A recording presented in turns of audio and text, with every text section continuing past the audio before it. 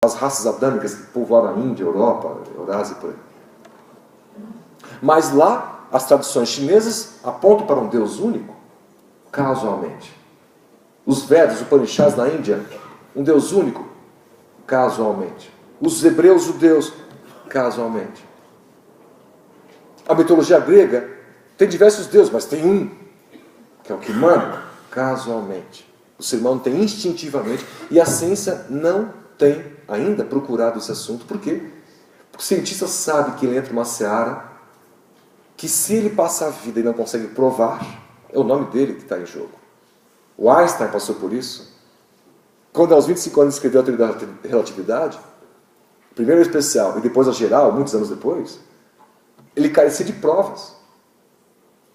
Tanto que as pessoas não entendiam a teoria, queriam ver a prova. A prova só poderia ser feita em relação à luz que se desvia quando passa por um corpo em massa, uma estrela, por exemplo.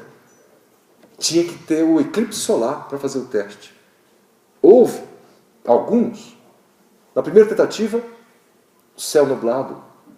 Não foi o Einstein, foram outros astrônomos fazer, né? O Einstein esperando. Enfim, ele ficou muito triste porque ele não conseguiu provar. Anos depois, um outro eclipse, dessa vez na África. Aí foram equipes americanas, equipes inglesas, e céu nublado. Levou um tempo, anos, para finalmente um eclipse nas condições ideais, eles mapearem, e quando há o eclipse total, as estrelas aparecem, e você pode ver a variação delas quando a luz passa, pelas fotos. Então Einstein estava certo, mas sabia-se que, se a prova era que ele estava errado, ele nunca seria o Albert Einstein que nós conhecemos. Um cientista que teve uma teoria que provou-se errada e entraria no esquecimento. Então a ciência não abraça isso. A história está recheada de momentos que o acaso dominou as nossas vidas. A gente fala, por acaso conheci fulano, por acaso.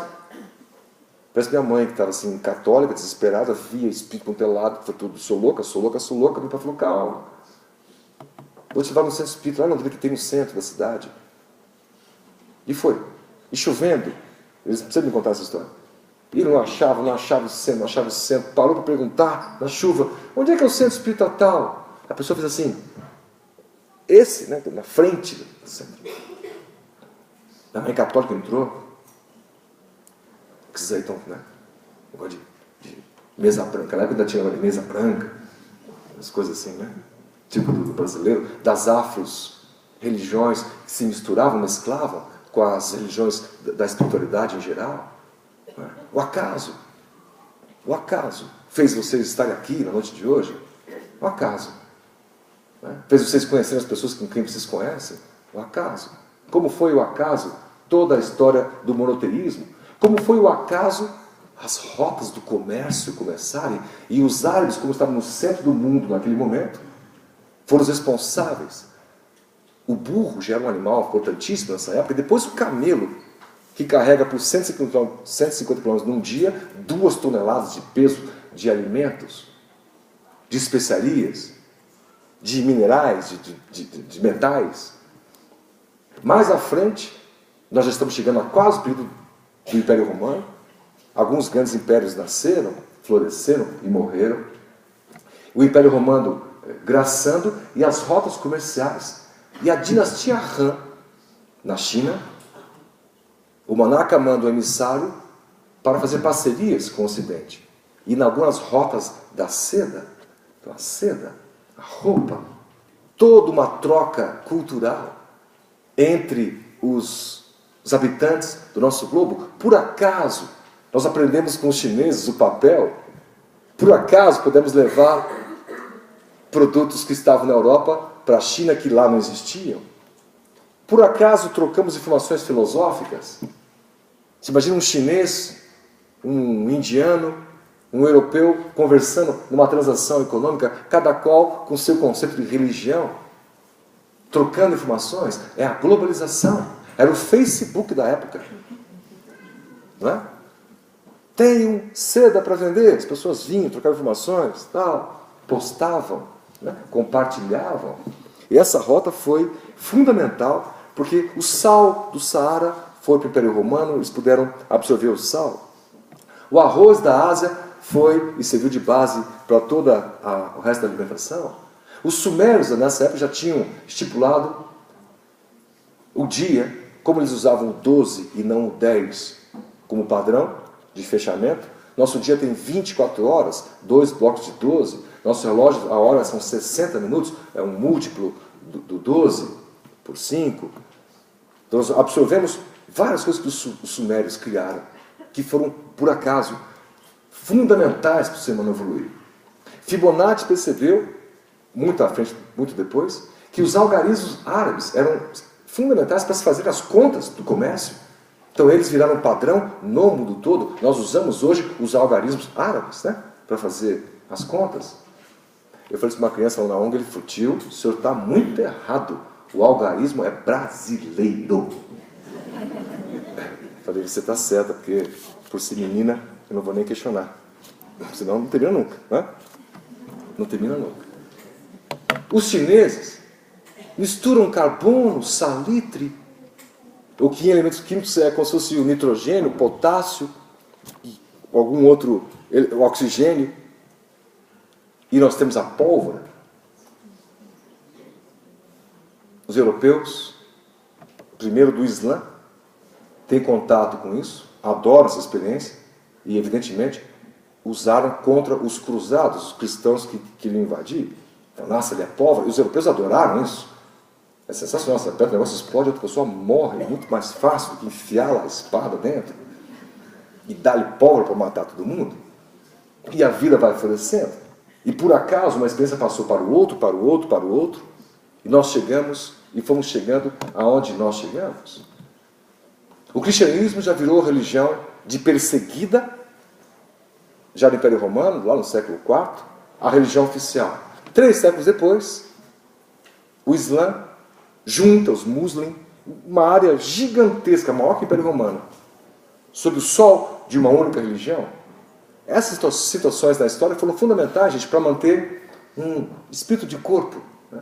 As trocas, o benefício que eu gero aqui, gera para todo mundo, porque nós convivemos.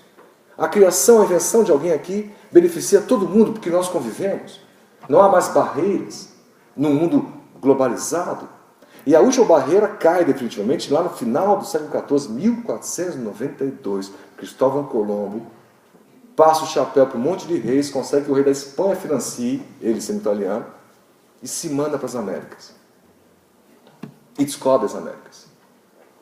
Na segunda viagem dele, ele leva cavalos, que vieram das Américas, foram extintos, mas aqueles que passaram casualmente pelo centro ibérico, que deram condições do ser humano ser o ser humano durante os impérios todos, o cavalo, agora volta para as Américas. Não é preciso dizer que a gente, dominando as espadas, quando invadiu as Américas, matamos boa parte da população local, porque a gente gosta disso. Os que não morreram pela espada não morreram por doenças. 95% da população americana foi dizimada pelos espanhóis, pelos invasores todos, e pelas doenças, pelo convívio. Né? Só que havia populações maravilhosas aqui. Os incas, maias, astecas. Só que as condições aqui de fertilidade eram diferentes lá. A cabra, o porco, a alimentação. Então havia um avanço de uma civilização em relação à outra. E isso permitiu, gente, que a gente dobrasse o tamanho dos habitantes do nosso planeta. A invasão das Américas. E saltamos lá para 700 milhões de pessoas. Depois que invadimos as Américas. Casualmente, permitindo chance de, na crença reencarnatória, que os espíritos reencarnem, girem seus fluxos de aprendizado, seus ciclos de aprendizado. Se fosse muitos anos antes, se não fossem esses avanços casuais criados, não suportaríamos os 6 bilhões de planetas que vimos nascer no século passado, uma explosão demográfica no meio das guerras. A tecnologia foi capaz de propiciar essa situação. Nosso cérebro precisa de glicose ou de açúcar. Na Europa se planta cana, a cana não vinga. Então tivemos uma ideia. Já que a gente invadiu as Américas, a gente planta cana lá. Não é? Sim, mas quem é que vai plantar? Dá trabalho, sol a sol. A gente pega os negros na África, escravizamos eles e levamos para as Américas para eles plantarem cana. E assim foi. Depois que tiraram ouro, prata, joias, que tinha aqui, cana virou um novo ouro verde. E a história toda da desigualdade racial estupidamente estúpida, porque prevê a subjugação de um povo que estava abaixo da África saariana, portanto menos desenvolvido, que tinha menos condições, menos animais, menos clima, por estarem menos desenvolvidos culturalmente, foram escravizados, e a nossa história foi marcada pela escravidão e pela busca do açúcar.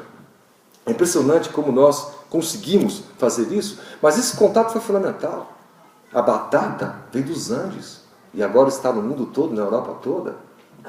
O milho das Américas agora está na Europa, na Ásia, no Oriente Médio, que não tinha. O trigo da Ásia agora está nas Américas. A laranja, vinda do sul da China, agora está no mundo todo. Percebam que, casualmente, esses fenômenos todos foram fundamentais para o ser humano compartilhar. Compartilhar. Eu tenho goiaba. O outro falou, eu tenho maçã. Então a gente troca. Assim eu fico com goiaba e maçã aqui, e você fica com goiaba e maçã ali. Ganhamos todos. Ganhamos todos. Casualmente, a vida foi encontrando um jeito, e com 4 bilhões e poucos de anos de história, nós estamos aqui com a agricultura há 10 mil anos antes de Cristo. Chegando aqui, perceba que nós estamos no final da história.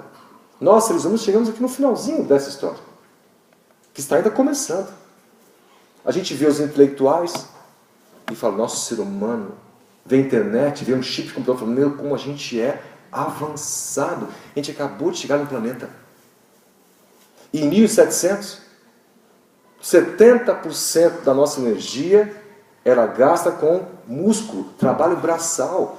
Ao tempo dos egípcios, era 90%. Veja que não foi tanta evolução assim. Até que um cara, Thomas Newcomen, estava com um abacaxi porque o ser humano encontrou uma nova forma de energia. Aquela cujas folhas, bilhões de anos atrás, casualmente caídas e envelhecidas no solo, são transformadas em carvão. Outros seres em petróleo, betume. E para buscar o carvão, uma fonte termal, nas minas, quando se buscava a mina enchia d'água, e o Thomas inventou uma máquina usando o próprio carvão, a queima d'água, o vapor, o pino, a roda, e podia tirar a água que invadia os túneis. Estava inventada a máquina a vapor. E isso pôde permitir que a gente avançasse no trabalho intelectual. Menos braçal e cada vez mais intelectual. Um novo salto. Nessa situação, a Revolução Industrial veio de roldão. E nós, há 100 e poucos anos atrás, não muito mais do que isso, moldamos a nossa sociedade do jeitão que nós conhecemos ela. Com a ciência hoje imperando, que começou no positivismo há um pouco mais de 100 anos atrás. Com os conhecimentos sobre espiritualidade, há pouco e pouco, num fenômeno recente de somente 150 e pouco mais anos atrás, sendo estudada. Os fenômenos existem desde que o mundo existe. Com as empresas, o modelo de trabalho e capital sendo criado há pouco mais de 100 anos atrás. E já sendo questionadas, porque nós evoluímos. Nós chegamos aqui no nosso mundo, a gente começou a falar, a criar uma lança, uma flecha, nos últimos segundos da criação. Se a gente coloca em escala os 4 bilhões e meio de anos da nossa história, e que somente nos últimos milênios a gente evoluiu fantasticamente, porque casualmente, tem um elo perdido aí na ciência, que é quando o ser humano estava lascando pedra, dominando fogo, e de repente se torna muito capaz. Como assim se torna muito capaz?